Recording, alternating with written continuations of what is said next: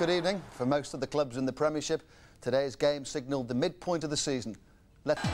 Leeds always do their homework, they're always attentive. They went into today's game with Arsenal second in the table. The Gunners are always hard-working, always good in their finals, fourth in the class this morning. Graham Souness knows mid-table Liverpool must do better, and he knows qualifying for Europe is expected at Anfield. Liverpool at Tottenham today. It's Spurs' finances that are being examined at present. Norwich like getting gold stars, Ipswich unbeaten in 6. We've got the East Anglian derby for you.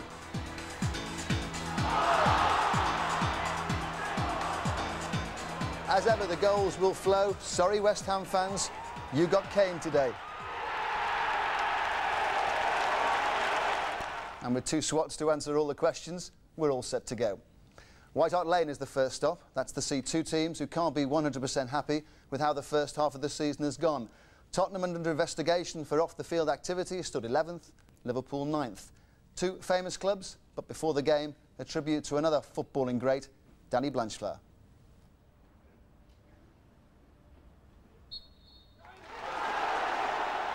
Danny Blanchflower reached the quarter-finals of the World Cup with Northern Ireland in 1958, and on the weekend when the World Cup draw takes place without England among the 24 qualifiers, White Hart Lane offers an intriguing look today into England's future. Tottenham's Darren Caskey is captain both of England youth and the under-18 team which won the UEFA Championship in July. Liverpool's Robbie Fowler was England's top scorer in that tournament with 5 goals including a hat-trick.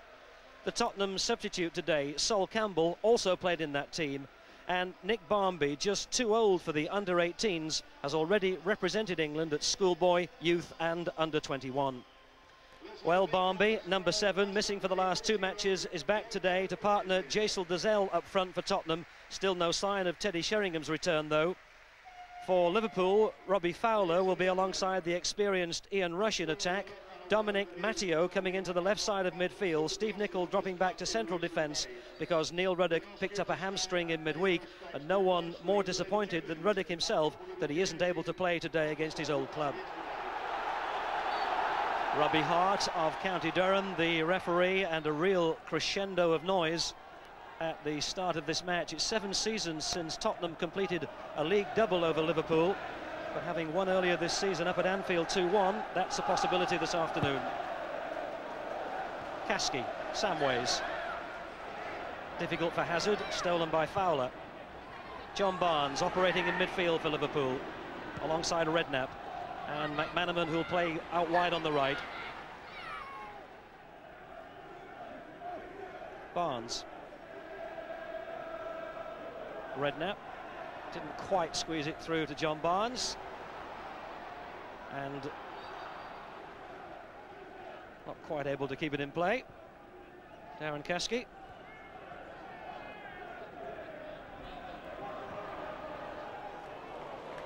It's a great ball. Oh, and a good ball too. Have they got them stretched here? Oh, Samways, who got across to cut out the ball as Matteo was trying to knock it in.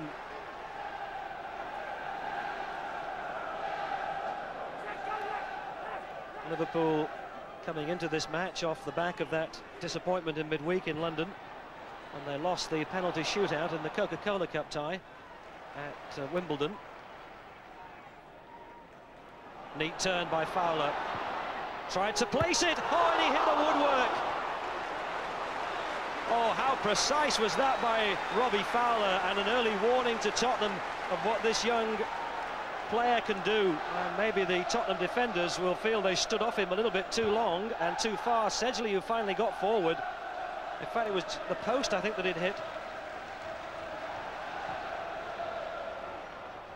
Dazelle, who helped it on.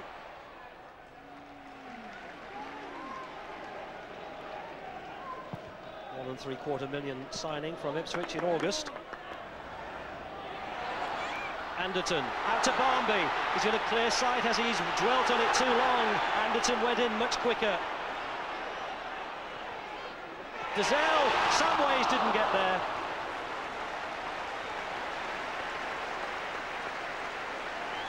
And finally it's a goal kick for Liverpool. But Darren Anderton injected just a little bit more urgency into that when Barmby seemed to have the better chance earlier, but just wanted too long on the ball. And then it was just in front of Dizelle, and Samways couldn't catch it either. Hazard. Over the top for Samways!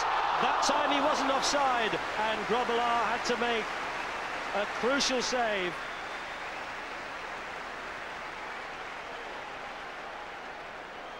Kerslake who knocked it in, and Samways that time got the nod from the linesman. But the header was, well, exactly where Grobbelaar would have wanted it, really. Head height and right at him. Anderton stretching them down the right, it's all Tottenham. Samways let it run, clever little dummy from Samways. And Harkness who finally got it out of the penalty area. Rush, Redknapp for McManaman, and Thorsvedt coming a long way out of goal. Barnes has it, and looked for an obstruction against Kasky, but it didn't come. Hazard, Dizelle, right tackle, Kasky on it quickly. Tottenham are absolutely buoyant at the moment. Over the top of Barmby, what a great move! Nicky Barmby. Suddenly Tottenham has started to time those runs absolutely right. What a great ball, just jinked over the top, and Barmby had to stretch a little and couldn't quite direct it wide of Grobbelaar.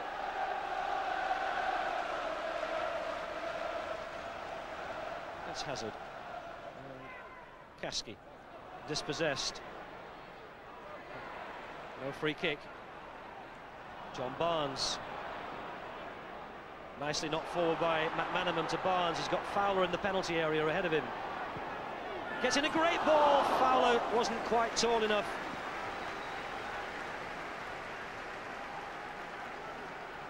And the 18-year-old seemed to put his hand up at one point as though he was thinking about trying to knock it in with that.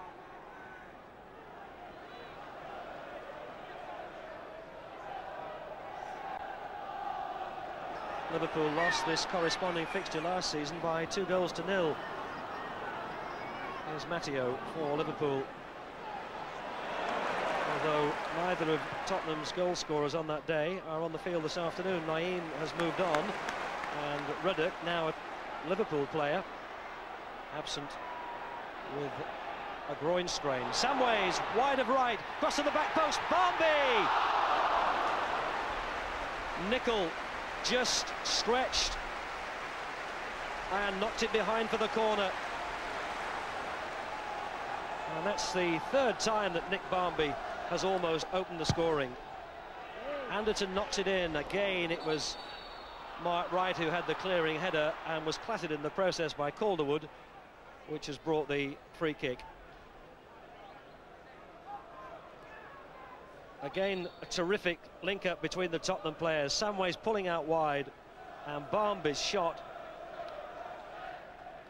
off the legs of Steve Nicol, although Grobbelaar was also there at the near post and may well have saved it anyway.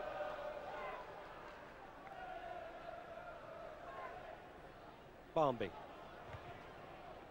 It's fallen to Matteo. Redknapp.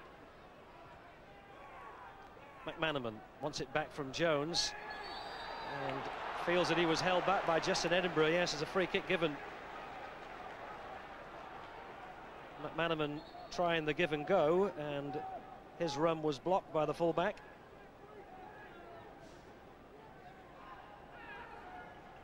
And Mark Wright, having won so many balls in his own penalty area, now forward. Rush, and in the end it comes to nothing, but Liverpool just waited to take that free kick, and I'm sure it was to allow Mark Wright to come up from the back.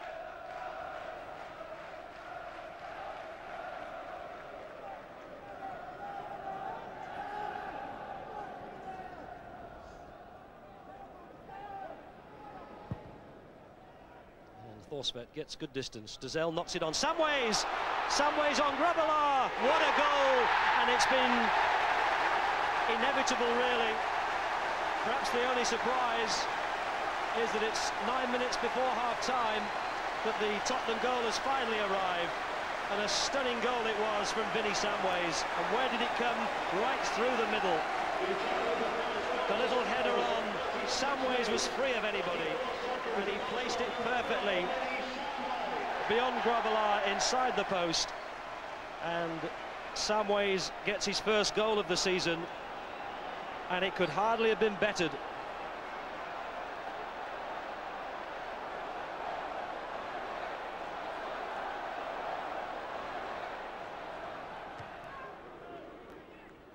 Hazard, Edinburgh, Kasky, brushed off by Redknapp. Barnes, who looks as if he's struggling. John Barnes, he pulled up then in full flight, and that's a worry for Liverpool. John Barnes is stretching the hamstring, but he certainly had an opportunity then to stretch his legs, and as soon as he tried to do so, he pulled up. Well, he won't come off with only seconds remaining in this first half.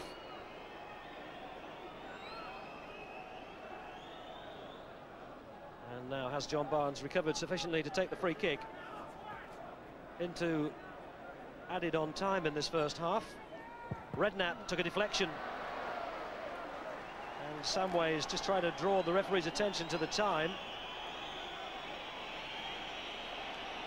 Well into stoppage time at the end of this first half. Liverpool with the corner.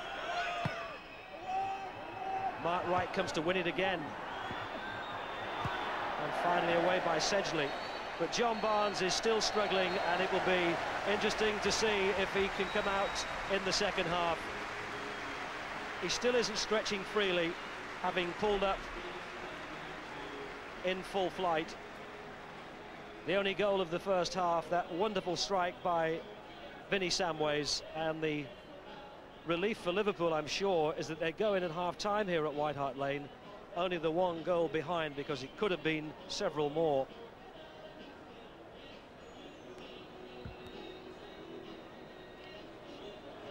Nigel Clough, a second-half substitute for Liverpool, with John Barnes having broken down in his 8th comeback game after a long battle against injuries.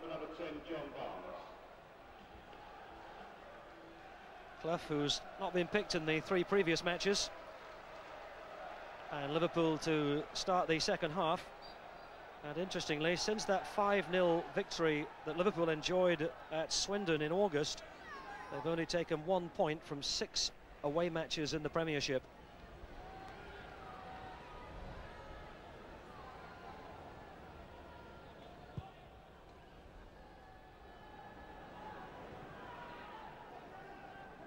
Steve Nicol.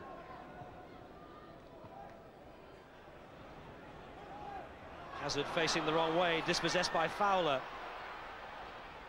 And Calderwood just managed to get a piece of it. Kerslake. Anderton. This is Harkness. And again, Fowler. Shot was blocked by Sedgley. Well, maybe things will open up here for Tottenham. Barmby. Dragged down by Redknapp, that'll be a free kick.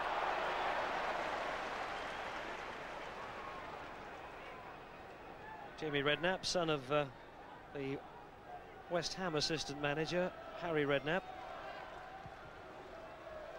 Dazelle. Nicol back to his keeper.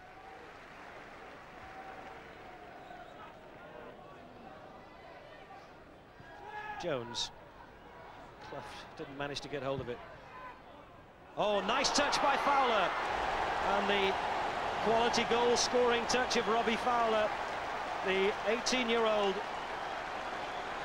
revealed for all of White Hart Lane to see. What a terrific touch that was.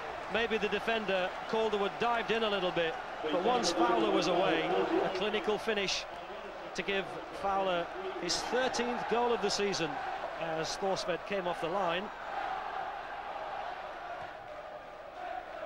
And in fact, from that angle, The Norwegian international will be disappointed. It went right through his legs.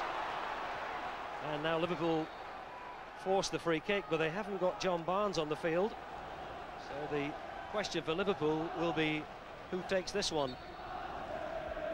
The four managers at Anfield before Graham Souness won the championship between them no fewer than 13 times. A hard act for Graham Souness to follow. Just getting a message across to Steve Nicol while Liverpool prepare to take this free kick. Well, that's Jamie Redknapp. Well, maybe he's going to tee it up for somebody else. Harkness runs over it. Redknapp tries to place it, and it's gone in. Thorstvedt got a hand on it, pushed it on the post, and it went into the net off the back of the Tottenham keeper.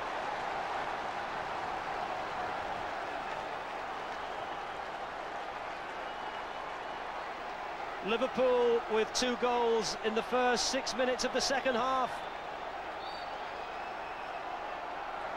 Thorstvedt got to it, he didn't push it far enough, trying to put it round the post, and just succeeded in pushing it onto the woodwork, and then it went in off him. What a turnaround. Liverpool relieved at half-time not to be more than 1 goal down, suddenly ahead 2-1. Samways to Anderton. Kasky was just holding on the touchline. This is Kerslake. Samways took his eye off it, and Clough was in on him very quickly. And here's the danger man, Fowler. He's got McManaman free on the right. If he just looks across, it's come to McManaman anyway. For Rush, tripped, penalty. What a turnaround! And Justin Edinburgh will be fortunate here if it's only a yellow card. If the ball had come across to McManaman earlier, it might all have been academic anyway. But Fowler didn't see him, and Rush had his ankles taken away as the Liverpool number 9 was about to score the 3rd goal, and it will be interesting to see what Robbie Hart decides here. It's a yellow card for Justin Edinburgh. Well, Rush was the player fouled, and Robbie Fowler who steps up to take a penalty. Now Liverpool missed 3 penalties against Wimbledon in the Coca-Cola Cup tie-in midweek to exit that competition. Fowler shoulders the responsibility and puts Liverpool 3-1 up. What an amazing turnaround.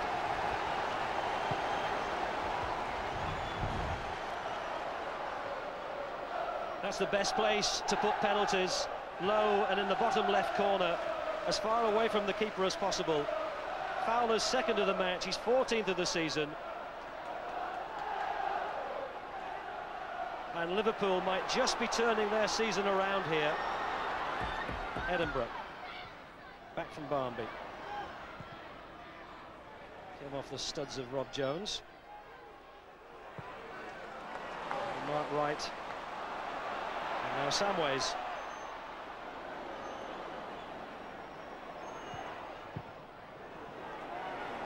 Oh, that's poor by Nigel Clough. Barnby. Was he tripped by Redknapp? He was. It's another penalty, this time for Tottenham. And you'd have to think the culprit was Nigel Clough, although Redknapp was the player who tripped Barnby from behind.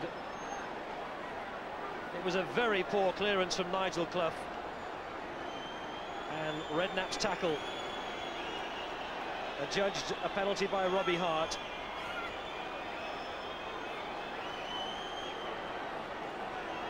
Now, Mickey Hazard hasn't yet scored since his return to White Hart Lane. This is his 8th match. He has now. It's Tottenham 2, Liverpool 3, and the scoreline here could still be absolutely anything.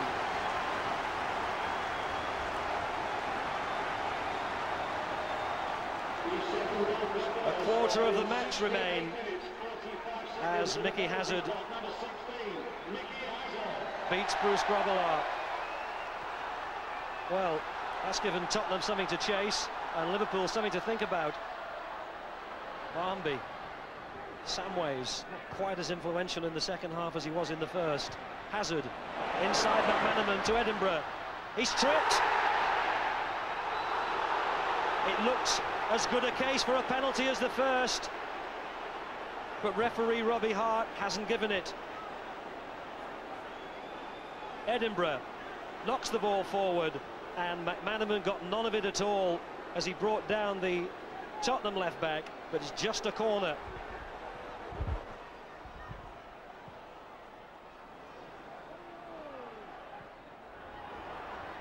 Calderwood, Hazard, Dazell's header, great save, Grobbelaar. Grobbelaar did really well then to readjust his balance, because initially he started to come for that ball, realised he wouldn't get it, and had the presence of mind to steady himself and smother the header by Jason Dazell, which then rebounded off Dazell for a goal kick. Calderwood, Hazard, Kerslake on the overlap, faced by Harkness, gets it across, Caskey's header, 3-3.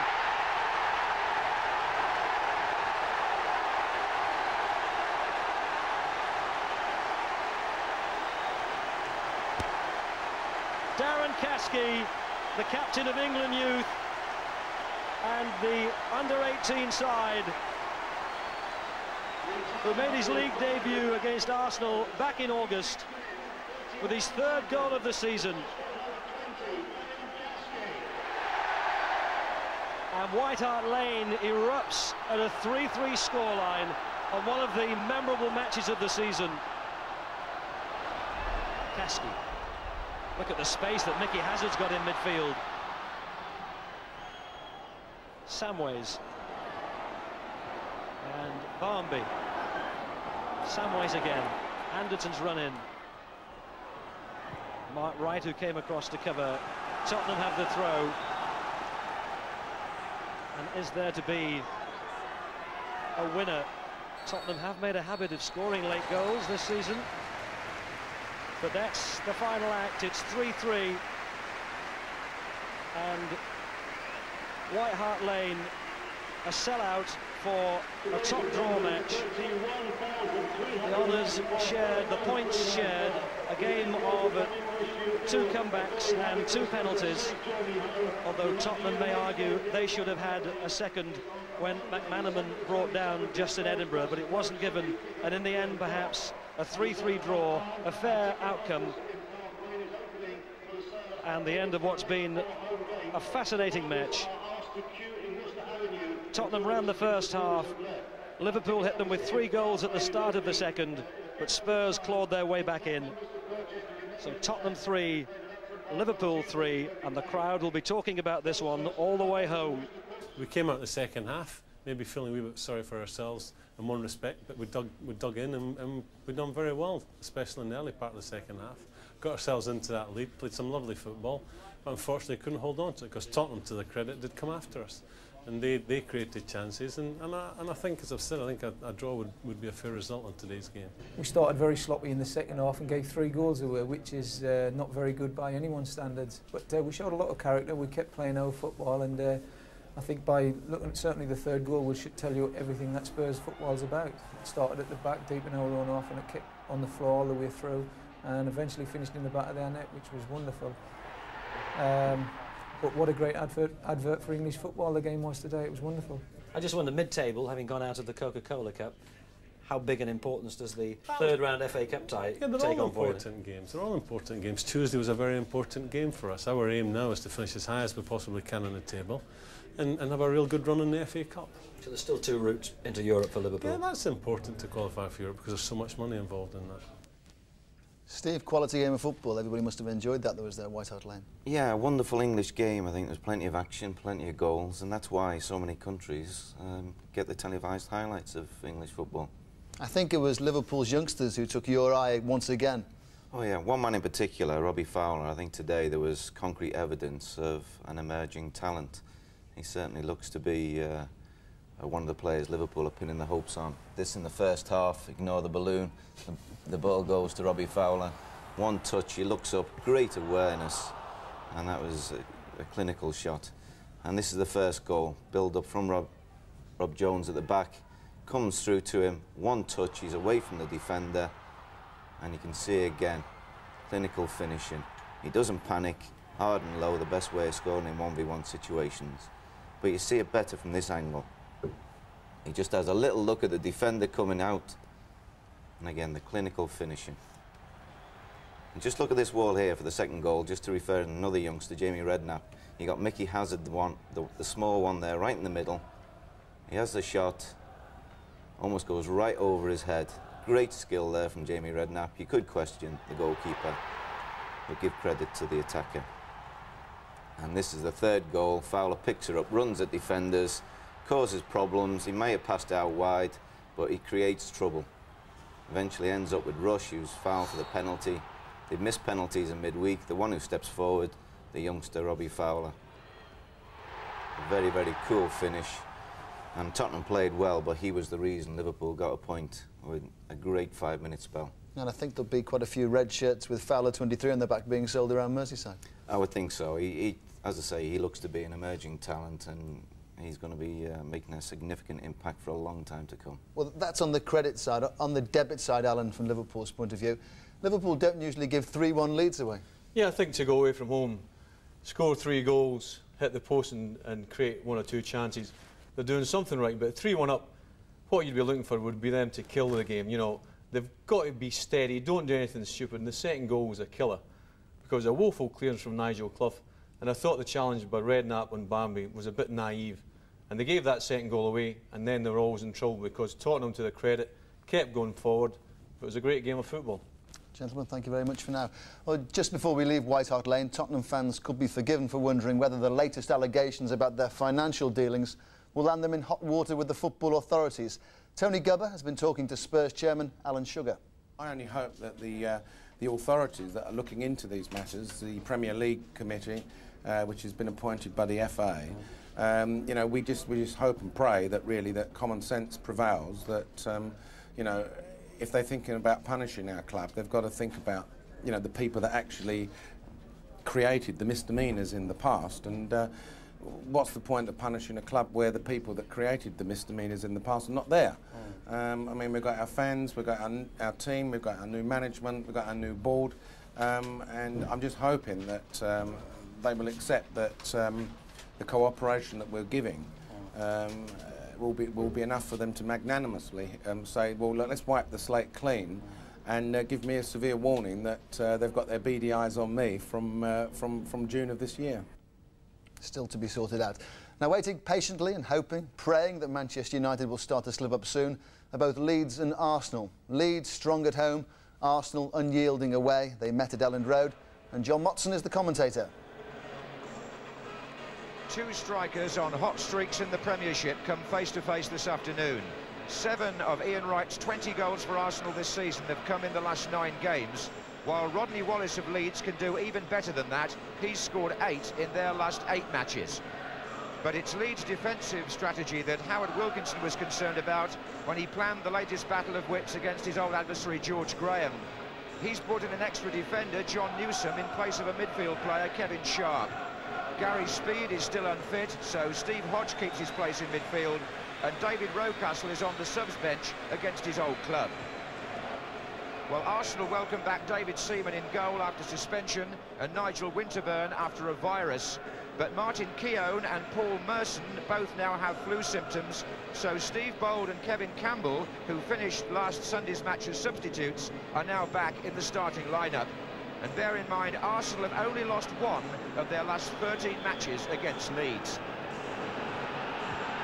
Referee Keith Burge of Tommy Pandy gets the match started. Leeds all in white. And the sandy patch on the pitch is where there's been some re-turfing done on the surface.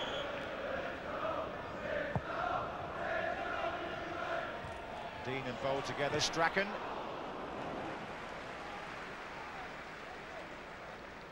Still full of enthusiasm for the game in his 20th season as a professional, Gordon Strachan.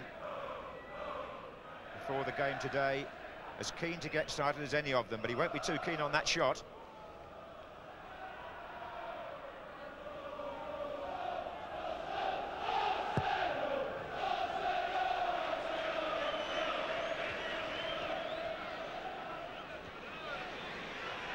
Forward by Weatherall. This is Dean. Now McAllister. Good ball. Wallace. Seaman began to come and had to backpedal.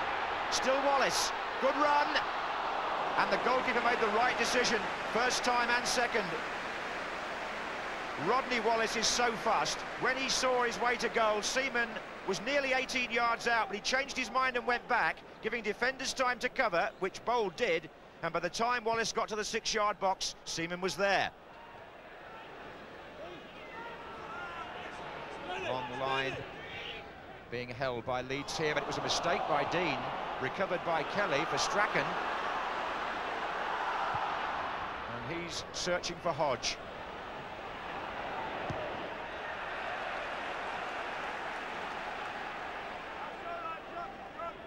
Strachan, a great little run, but Dorigo not quite quick enough to find him. Here's Hodge.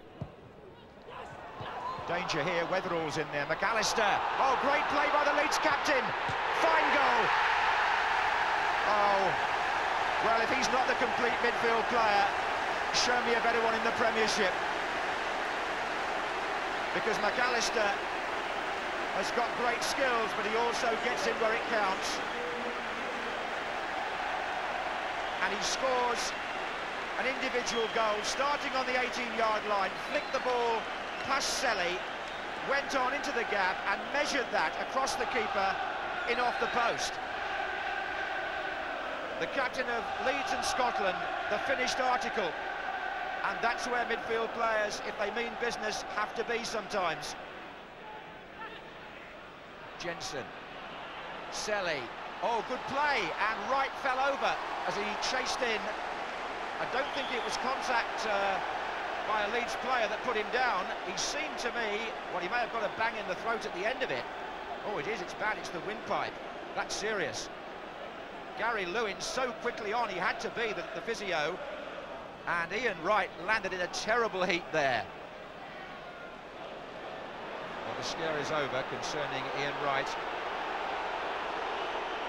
It's a referee being very sensible. The crowd thought for a minute it was going to be a drop ball to compete for, but the referee and players knew better.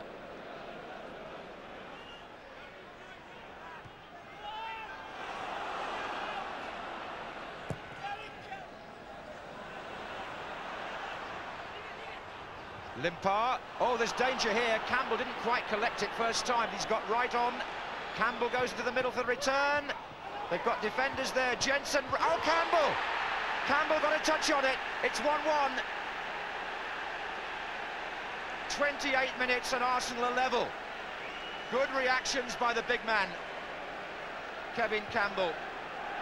And Ian Wright put that ball in beautifully on the run. It's headed out initially by Newsom, but look at Campbell flicking on past Beanie, the original header by John Jensen. So it's 1-1, and that was a good finish. The goalkeeper was going the other way.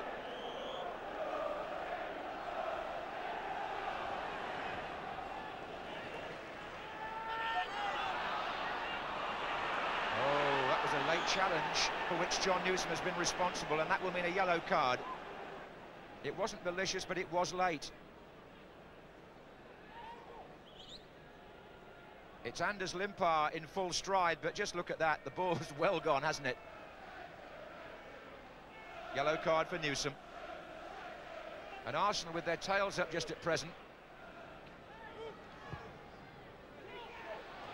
Beanie came a long way, back by Limpar. And he's perfectly capable of scoring from there, is the Swede. He'll be cross with himself because... put it wide, but Beanie had come an awful long way and did well through the crowd in a way, but the punch went straight to Limpar. Now look, on the volley, lofted over all those players, but the wrong side of the post for Anders Limpar.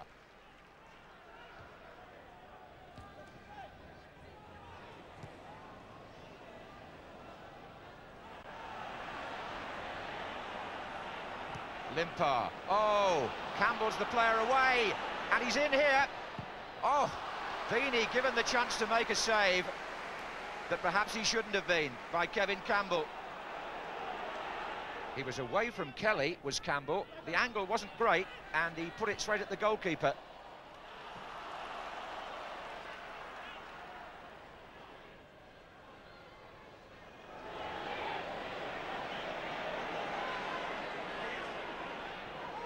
Kelly.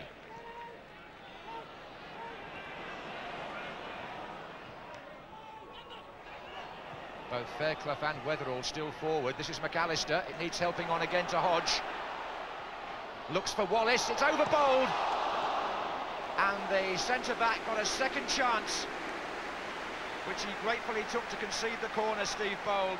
Wallace didn't quite get the contact on the ball that this inviting little chip from Steve Hodge demanded. Corner to Leeds, taken by Strachan. It's back with him again now. Oh, Seaman's there from John Newsom. Good header. Another good cross, this time from Strachan, and it was a good header too.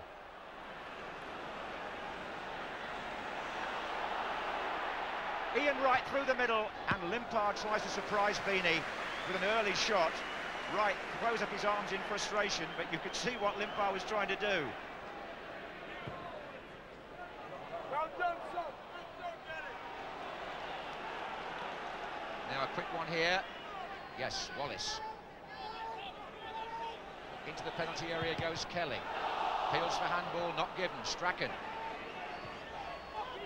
Kelly. And Kelly! Well, this young man at 19, Gary Kelly, yet to score for Leeds. He used to be a forward, now a fullback, and he was a substitute for the Republic of Ireland in the last World Cup match against the North.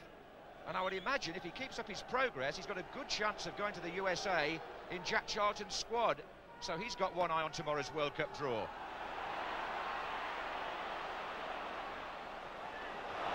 On this side now, three of them. Strachan. Wallace. Uh-oh, foul by Limpar. The Leeds crowd baying at Limpar, but I think the referee will exercise common sense there. Although, of course, the free kick is quite correct. Oh, an own goal! Tony Adams. Well, it was a free kick that McAllister whipped in, and the Arsenal captain, Tony Adams, nods it past David Seaman to put Leeds in front. Cruel, really.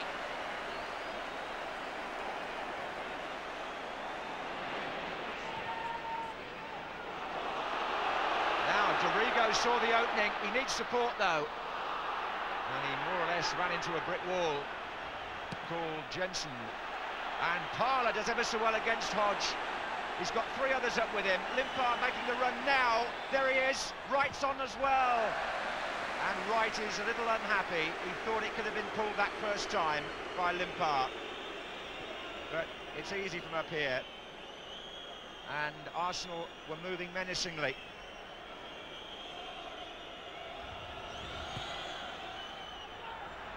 Steve Bold! Side netting.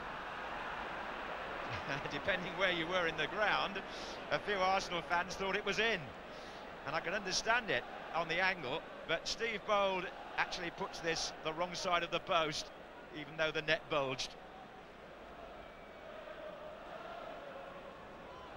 One recalls that, well, one of many FA Cup ties between these two teams, take your pick, but there was one where Arsenal made a good recovery at Highbury, came back on that occasion from 2-0 down.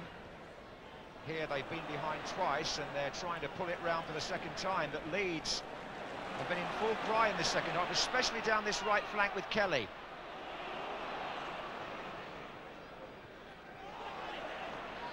And here's Strachan, and that's come off the shins of Dean. In fact, Kelly took a knock there. Tackles flying in. This is Strachan. Oh, he did that beautifully. Pulls it back to Wallace.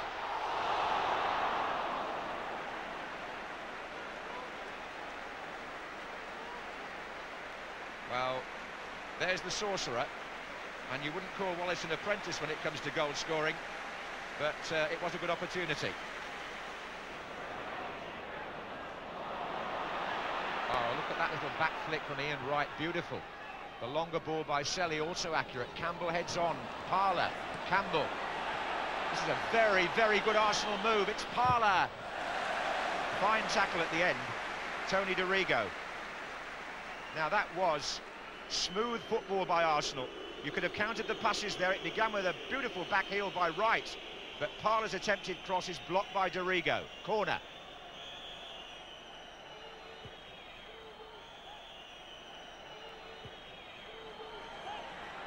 Bold.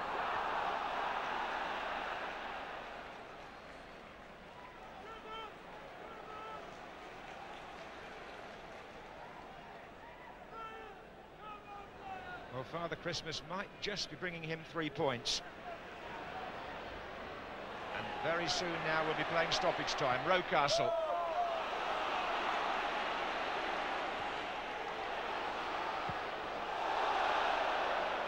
Well,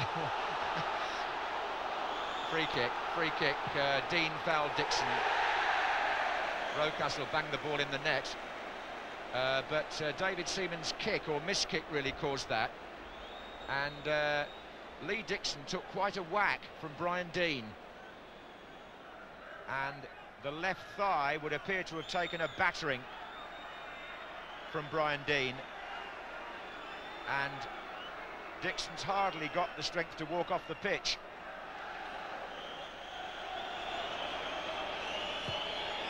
Leeds reduce the gap to 10 points, certainly overnight anyway, behind Manchester United. Only their second win over Arsenal in 14 meetings, and they worked hard for it. An element of luck in the winning goal. It was scored by the Arsenal captain, Tony Adams, inadvertently heading past his own goalkeeper, but it was made by the man who scored Leeds first, their captain, Gary McAllister, who thereby has a hand in both and leads his team to a stylish victory. What you're seeing now at Leeds is a team which reflects the club at the moment and reflects the direction in which the club is going. That direction is a more long-term direction. There's more youth about the place. The philosophy now, if you like, is to make the whole thing pay. Not pay so we've got money in the bank, pay that so that we can get better players. You can't go on borrowing forever. And initially, what I had to do was buy time to do what I wanted to do, what I thought would work. Fortunately, most of the time it has worked.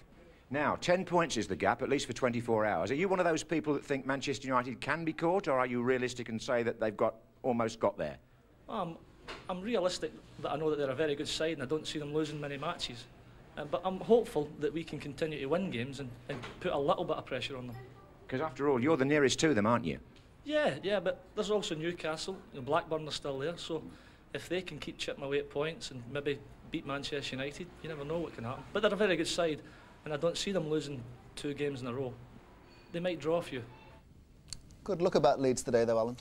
Yeah, it was a strong team performance, and they defended well again. I criticised them early in the season for selling Batty, but Fairclough has settled in quite well there. But today in Gary McAllister, they definitely had the best player on the pitch. He really is quality. And here we pick him up. He gets involved in the first challenge, but watch what he does, where he moves to get the next one. When it comes back from Dean, it's a great through pass to Rodney Wallace. He gets on it, and maybe he should make more of it. But Arsenal do well to get back in numbers. And eventually Seaman saves it. We've got him circled here. This is his goal. Now what he does well for me here is he doesn't chase the ball, he doesn't chase the play. He hangs about on the edge of the box waiting for goal. But he works hard for the side as well. We see him here in the right back position, and you think, well, there's no way out. A little flick, see you later, and he's away. But his all-round game is tremendous. Now, the question here, when I saw this initially, was why McAllister, not Dorigo? But this is the perfect answer. It's a great ball and difficult to defend against.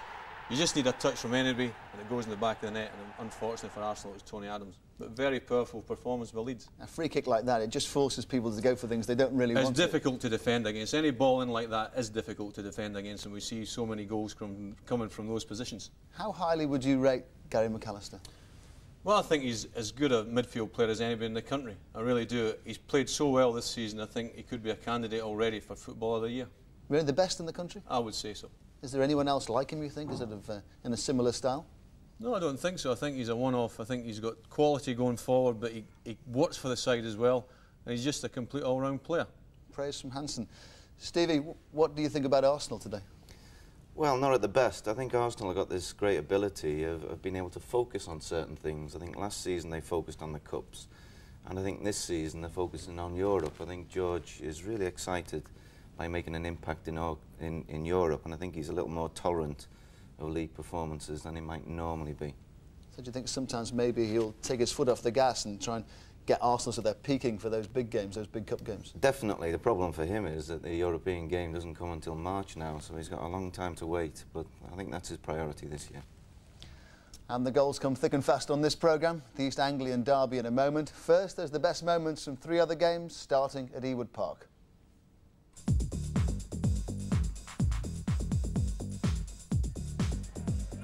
When you've won only one of your last 11 Premiership games, Ewood Park isn't exactly Santa's grotto. Manchester City went a goal down after only 13 minutes. Kevin Gallagher scoring from Mike Newell's pass. Blackburn's second was the kind of goal that happens to teams in trouble. Stuart Ripley was nearly stopped, but not quite. David Batty contrived a 180-degree turn. Kevin Gallagher miscued. Alan Shearer didn't. Bad enough for City with all their troubles, but without Tony Coton, it could have been a whole lot worse. Blackburn stay third. Having had an unbeaten sequence of 13 games ended at Highbury last week, Sheffield Wednesday took it out on West Ham. Chris Waddle's cross, Andy Pearce's header, Mike Marsh own goal. If that was lucky, there was no devaluing Wednesday's second-half performance, starring that celebrated purveyor of passes, Chris Waddle.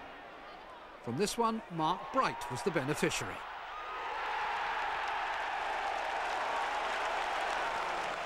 Four minutes later, Carlton Palmer had to battle to keep possession. Nigel Jemson contributed a clever touch, and Waddle decided to find out if it really was his day. It was.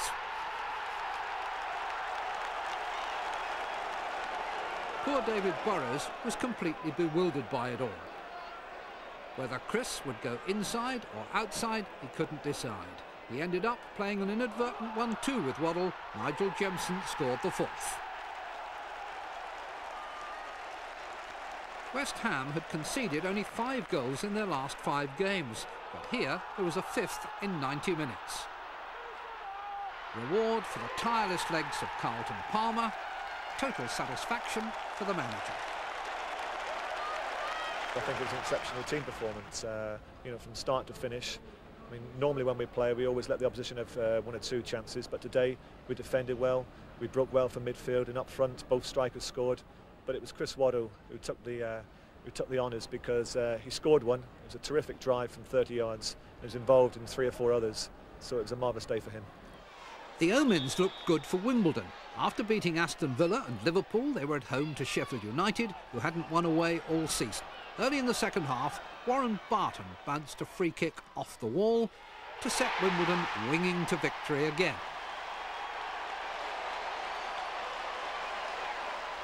A victory confirmed by a characteristic John Fashanu run. Running out of pitch, off balance, he still managed to squeeze the ball back, and Dean Holdsworth did the rest. That's now 4 consecutive games in which he's scored, and Wimbledon are on schedule to meet their mid-season target of 30 points. Going back to that Sheffield Wednesday game, I think Trevor Francis must be very disappointed tonight. Chris Waddle wasn't involved in one of the goals there. Yeah, he was out in the wing having a cigar at the time, but it was a great individual performance. And the thing you mustn't do is let him run with the ball, because he will murder you. He picks the ball up here, West Ham back off, and he takes it. It's a great strike from about 30 yards, and it just capped off what was a magnificent performance all round from him. But he's having an exceptional season again, he really is. This is him picking up the ball in a wide position, running at the defender. He does 2 step-overs, doesn't lose his balance. A little bit of luck there going through the soft centre, and a great pass for Jemson. Very, very easy scoring from that range. It's the worst sight in professional football, Chris Waddle running at you with the ball. I'm sure you wouldn't like that, would you? Fear and trepidation. No real surprise that Portman Road was packed for Ipswich against Norwich today. Just under 20,000 watched the big derby match in Suffolk. In-form Ipswich, unbeaten in their last 6 games, were unchanged. Norwich still without injured first-choice players Goss, Crook and Polston. Clive Tilsley is the commentator. Youds.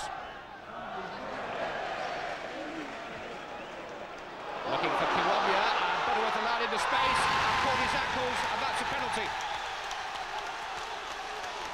Less than 7 minutes gone.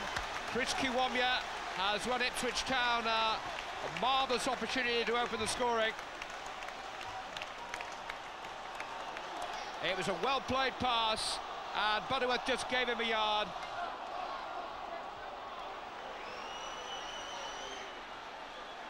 John Walk will take the penalty.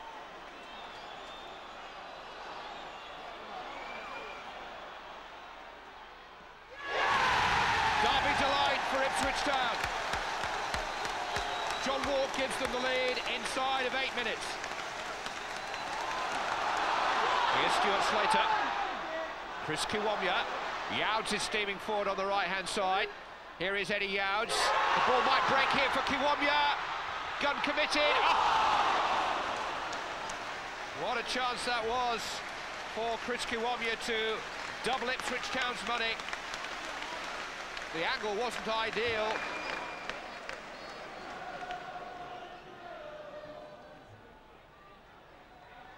One kicked off the line by Stockwell.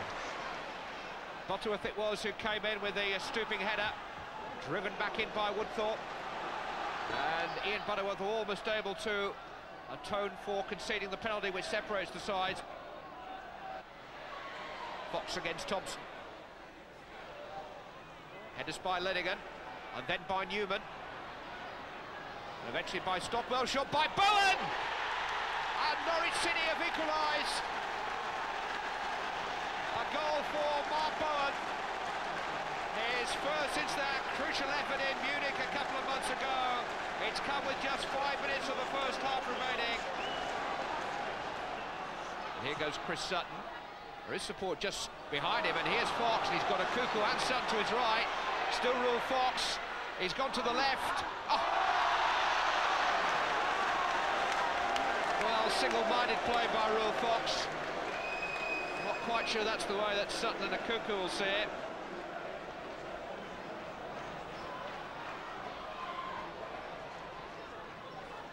Whelan. Oh, he was caught there by Power. An incident spotted by the linesman on the far side, Steve Klingo. And it was a bit of a cheap shot by Power. Mike Reid just consulting with the official. Power, who's only been on the field a matter of 8 minutes, is now off the field.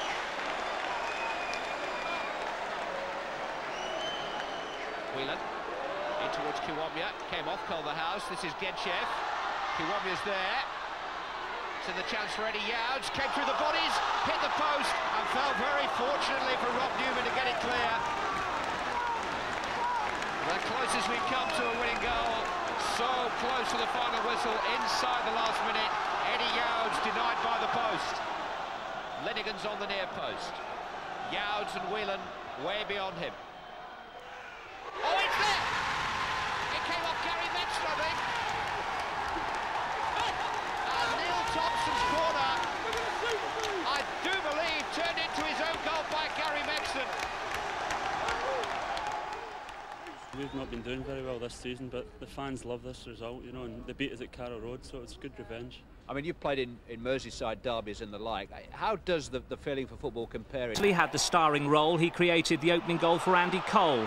This was Cole's 18th of the season in the league. The entire Everton team have only scored 20. For a brief moment, Newcastle goalkeeper Mike Hooper looked as though he might grab a few back-page headlines, but opposite number Neville Southall denied him his big moment. But back to Beardsley, the Everton caretaker manager Jimmy Gabriel said afterwards that he'd pay just to watch Beardsley train. This one was for free. Beardsley's decision to go alone was the right one. Newcastle are fourth, Everton still without a manager.